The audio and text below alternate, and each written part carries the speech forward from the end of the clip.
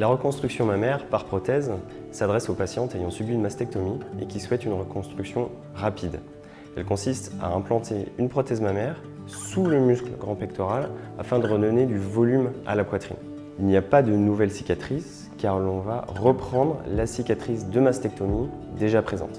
La prothèse implantée est une prothèse lisse ou nanotexturée. On ne pose plus de macrotexturée. Elle est ronde et pré-remplie de gel de silicone pour un toucher souple. C'est une technique rapide car on obtient directement du volume grâce à la prothèse.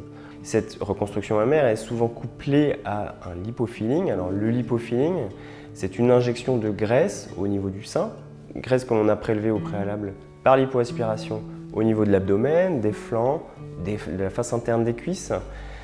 Cette injection de graisse au niveau de la poitrine a pour but de camoufler les bords de la prothèse, améliorer le décolleté pour renforcer l'aspect naturel de la reconstruction. L'intervention dure environ 1h30 sous anesthésie générale. Une nuit d'hospitalisation ou deux post-opératoires peuvent être nécessaires.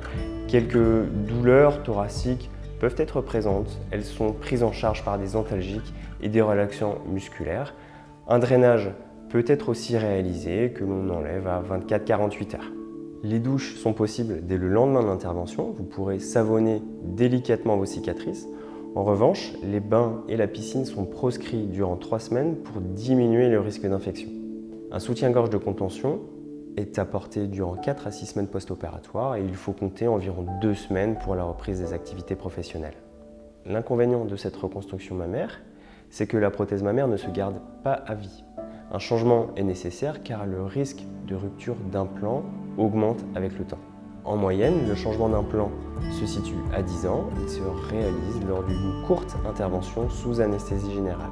Lors de cette intervention, il est souvent réalisé en parallèle un petit lifting du sein contralatéral qui reste votre sein naturel et qui a toujours tendance à vieillir plus rapidement que le sein reconstruit avec une prothèse mammaire. Parfois, ce type de reconstruction mammaire est impossible car le réservoir cutané n'est pas assez élastique pour pouvoir accueillir la prothèse mammaire.